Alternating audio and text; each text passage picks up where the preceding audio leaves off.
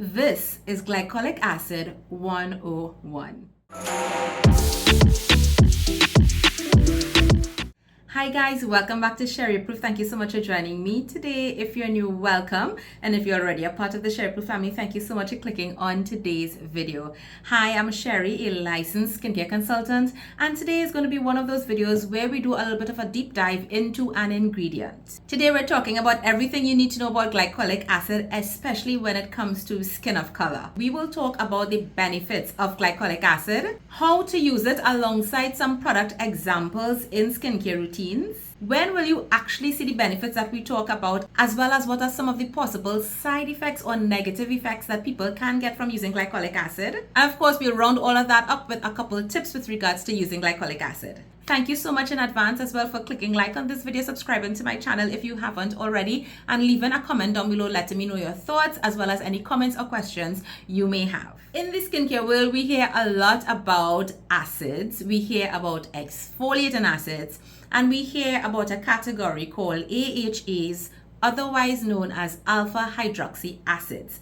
When we break that down, we actually realize that there are several different acids that fall under this umbrella of AHAs. The most popular one being glycolic acid. Glycolic acid is actually found naturally in things like sugarcane and beets, and of all the alpha hydroxy acids, it is the most researched. Jumping right into what are the effects or the benefits of glycolic acid, the first one that most people talk about and most people will know is that it exfoliates the outer layers of the skin. Alpha hydroxy acids in general break down the glue that holds or keeps dead skin cells at the surface of our face. So they kind of gnaw at them, and if they break them down, those dead skin cells will eventually slough off more easily. Once those dead skin cells are being removed on a consistent basis, you can expect to see an improvement in skin texture very quickly. But not only that, having exfoliated skin also enhances and enables the penetration of other active ingredients that you may apply afterward. Glycolic acid is usually also included in routines to help the management of acne as well as for the appearance of enlarged pores, because glycolic acid is excellent at treating congestion in skin, exactly for the reason that I just explained. Now, one of the reasons why pores might appear more enlarged than they really are is because of a buildup within the pore, and glycolic acid is one of those acids that can help clear out that congestion. If you're doing that consistently over a period of time, you can expect to see an improvement in how the pores appear. It is also interesting to note that glycolic acid, and you'd expect that it has a low pH, when formulated below a pH of 4, it actually has antibacterial properties and can disrupt the C. acnes cell membrane. But glycolic acid tends to be reached for a lot because of its ability to help fade discoloration, dark marks, post-inflammatory hyperpigmentation, melasma, age spots, in other words, skin discoloration. Glycolic acid is able to do this in two ways. One, it helps with pigment distribution in the skin, and the other way is that it acts as a tyrosinase inhibitor, preventing excess melanin production. So while you can see an improvement in dark spots and skin discoloration because of the exfoliating impact of glycolic acid, there are also other mechanisms of how this acid works in the skin that also helps to improve hyperpigmentation issues. The other benefit of glycolic acid that I think is often overlooked, and the one that a lot of people don't realize, is that glycolic acid is able to help with fine lines, wrinkles, loss of firmness, and photo damage. Interestingly, glycolic acid is able to help increase the natural hyaluronic acid content in your skin. That is going to lead to an improvement in your skin hydration, and once you have better hydrated skin, you are going to see an improvement in how fine lines and wrinkles appear on the skin. But because of glycolic acid's small molecular weight, it not only works on the stratum corneum, which is the top layer of the skin, but it is able to penetrate a little bit more deeply to increase epidermal thickness, stimulate collagen synthesis, and activate fibroblasts. And this impact tends to happen at higher concentrations of glycolic acid. So what eventually happens is that the skin is able to get firmer, more elastic, and plumps from within. So we were just talking about the molecule size, and of all the AHAs, glycolic acid has the smallest molecule size, which is around 76 daltons when it comes to molecular weight, compared to, let's say, mandelic acid, which is about twice the size. So because glycolic acid has a smaller molecule size, it is able to penetrate the stratum corneum faster and deeper than other AHAs. Now that could be a positive or a negative thing, and can be one of the reasons why people may or may not choose to use glycolic acid as their exfoliating acid of choice. This is where percentages, formulation, and the pH of the formulation comes into play. Remember that when it comes to skin of color, the thing that creates the issue is that we want to avoid skin irritation. Skin irritation and skin of color is going to create inflammation, and that inflammation is going to trigger more hyperpigmentation. So let's say you are actually using glycolic acid as part of your hyperpigmentation routine, because it can absolutely be helpful for that in many different ways. If you don't use it properly, let's say you jump in immediately at a very high percentage, or you do peels too regularly, you can end up irritating the skin and creating additional hyperpigmentation on top of what you are already trying to treat. And that's what we want to avoid. We want to be able to use glycolic acid at a place that's going to be effective to give us these amazing benefits, but without causing the irritation. Generally, it is recommended that when you're using exfoliating acids such as glycolic acid, it is better used at night, because it is important to know that alpha hydroxy acids can increase your sensitivity to the sun. And of course, you know that means that sunscreen is absolutely required. However, a lot of times there are people that might be surprised when we talk about products that contain glycolic acid that you can actually use safely in your morning skincare routine. And this is where strengths and percentages play a huge role. For example, let's say you are using an AHA or a glycolic acid cleanser that is around, let's say, 3%, 4%. You're looking at under the 5% mark. And remember, you're using this as a cleanser that's not going to stay on your skin. You can absolutely use something like that in the morning. Now, it's not absolutely necessary to be used in the morning, but there are people, based on what they're using, the different combination of active ingredients, and maybe because they're going to do their retinol at night and they probably don't really want to chance it, and they're thinking about, can I use my glycolic acid cleanser in the morning? You can. It's going to do its work. It's going to rinse off. You don't really need to worry about how it's going to interact with other ingredients. And once you're wearing your sunscreen, you're good to go. You may have heard me reference pH. Now, obviously, you're going to expect that an acid product is going to be formulated at a more acidic pH. However, if you have a 5% glycolic acid product, for example, that's formulated at, let's say, a pH of 3, and a glycolic acid 5% product that's formulated at a pH of 5, the 5% glycolic acid with the lower pH is actually going to be more effective, because it's going to be able to get through the stratum corneum even faster. Being more effective in terms of the mechanism doesn't necessarily mean that it is better for your skin. And this is where you need to be careful with product selection. So as I mentioned, a product that's under 5% can be used in your morning skincare routine if you absolutely want to try to use glycolic acid in your morning routine. However, you would find it generally recommended that glycolic acid should be one of those ingredients that stays in your nighttime skincare routine. Now, you may also see different formats of the product. You may see glycolic acid toners, you may see glycolic acid serums, you may see glycolic acid creams, and then we also have peels. So what do you use, where do you start, and how do you use them? Well, for most of my clients who just probably have normal skin, and when I say normal skin, they probably are not easily sensitized.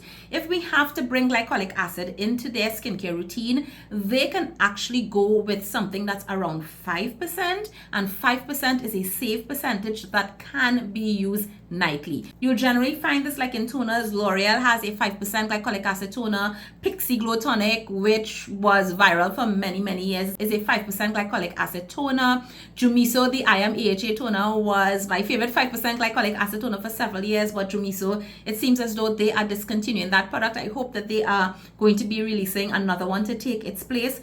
But it is a really good way to introduce glycolic acid into your skincare routine at a percentage that's going to be gentle enough, safe enough, but over a few weeks you will definitely start to see the effects. Studies show that glycolic acid around 4% are able to exfoliate the top layers of the skin without causing transepidermal water loss or interfering with your skin barrier. And that's why we're looking at this type of percentage for an introduction into glycolic acid. When we start to go above the 5% mark, that's where we start to consider those products as treatment products. So you're looking at anything that's above 5% up to 10%. You will tend to find them mainly in serums and toners. Some very popular toners that fall in this category are, like, for example, the COSRX AHA glycolic acid toner, which is an 8% glycolic acid toner, very similarly to the ordinary glycolic acid toner as well. And several brands have toners around this percentage. These are considered treatment toners. Now, whereas you can probably easily use a 5% glycolic acid toner nightly in your skincare routine, from the time we're getting to like 7-8%, those are treatment toners, and those you really shouldn't be using more than 3, maybe maximum 4 nights a week. Some people may even be able to tolerate it only twice a week. Now, you may feel some mild stinging when you first start to apply this product. That's completely normal. However, that shouldn't last more than a few seconds, and after using it a couple of times, that sensation should be diminishing. If it continues, that might be a very good indication that this might be too strong for you, or that you might have an impaired skin barrier. You need to scale back, take some time to repair skin barrier, and then go again. We also have in this category of treatments things like glycolic acid serums that you will tend to find at 10%, some even at slightly higher percentages. But 10% would generally be the area that you might find some treatment serums. Again, these are the ones that will be targeting not just exfoliation, but again, based on the pH, they will also help with hyperpigmentation and some of those well-aging benefits we were talking about with regards to collagen synthesis and plumping the skin. Just like the treatment toners that I mentioned, anything in this 6 to 10% range, you want to be using no more than 2 to 4 times per week. And that 4 is the upper limit based on your skin resilience. Now, the other types of products that we might find when it comes to glycolic acid will include what we call chemical peels. So you may go to your esthetician, go to a spa, and you're going to be doing a chemical peel. They will be using acids at much higher strength. The person who is administering your peel hopefully is trained in looking at your skin, recommending being able to neutralize that chemical peel after it's put on the skin for removal, after it's done its job. Those chemical peels are much stronger than your regular toner or your regular serum, and those products are the ones that will really target that collagen synthesis activating fibroblasts, because they are definitely able to penetrate deeper. However, in the last couple of years, we have found that several brands have released chemical peels that we can do at home. These again are special treatment products, not designed to be used the way you would use toners and serums very regularly. But I would actually advise my clients that a lot of these products, depending on the percentage, depending on the skin resilience, depending on the skin condition, depending on the skin type, really should not be used more than once a week. Even if they put twice a week on that package, take my advice, especially of skin of color, and you really shouldn't be using it more than once per week. In some cases, once every 2 weeks. In some cases, perhaps you are already using other exfoliating products in your routine and you want to use an at-home peel as just a special treatment for your skin once a month. That's also fine. Now, if you are using peels like this and this is your main exfoliant, and let's say you're using it once a week, then you do not need to include any other exfoliant in your skincare routine during the rest of the week. That one high strength exfoliant is more than sufficient. Remember, you want to get the benefits, you want to get the job done, but you do not want to irritate your skin, you do not want to disrupt your skin barrier, you do not want to create inflammation and more hyperpigmentation. And on that vein, let's segue into what could be some of the negative side effects that people may experience from using glycolic acid. And the majority of times, this is going to happen because of user error, where people simply don't know what they're doing and they just jump into using it because they've seen it on TikTok or they've seen an influencer just use a product and they simply buy it without understanding their skin needs, etc. So a lot of times people will probably also get what we call chemical burns from using too high strength exfoliating acids, especially glycolic acid. Some people may also get swelling, itching, and extreme burning sensations. These are not good. Now, when you're talking about those higher strength peels that I just mentioned, some level of stinging is going to happen, especially if it's going to be the first time, but that is not going to persist. It's supposed to subside, and with every use, that is actually supposed to become less. In fact, I have clients, and I've also experienced, where some of these high strength peels, by X time, you actually don't even feel it anymore on the skin. You're not getting that stinging at all because the skin has acclimatized. It doesn't mean that the product is not working. It just simply means that your skin has acclimatized to the product. If you have issues like dermatitis, any type of dermatitis, for example, when I was having my seborrheic dermatitis a couple months ago, if you're somebody with psoriasis or eczema or rosacea, please be very, very, very, very careful. You can have some negative reactions, especially if you're having active flare-ups with ingredients like this. And of course, like I mentioned before, glycolic acid increases your photosensitivity because remember, it's removing the top layer of dead skin cells, and all your beautiful new skin below is coming to the surface. And if you are not wearing sunscreen, you can actually find that you're looking darker. It is because the skin is not being well protected. So what can you use glycolic acid with? Because that's going to be a question that a lot of people might ask. So if you're using glycolic acid, I wouldn't necessarily recommend that you're using like a 10% glycolic acid serum and then you're going to use a 10% lactic acid serum and a 10% mandelic acid serum. No, you don't need all of those. You just need one because you are talking about something that's very high strength. You do have some toners that will combine several different AHAs and PHAs as treatment toners or even as daily exfoliating toners, and those are very, very small percentages, and that's completely fine.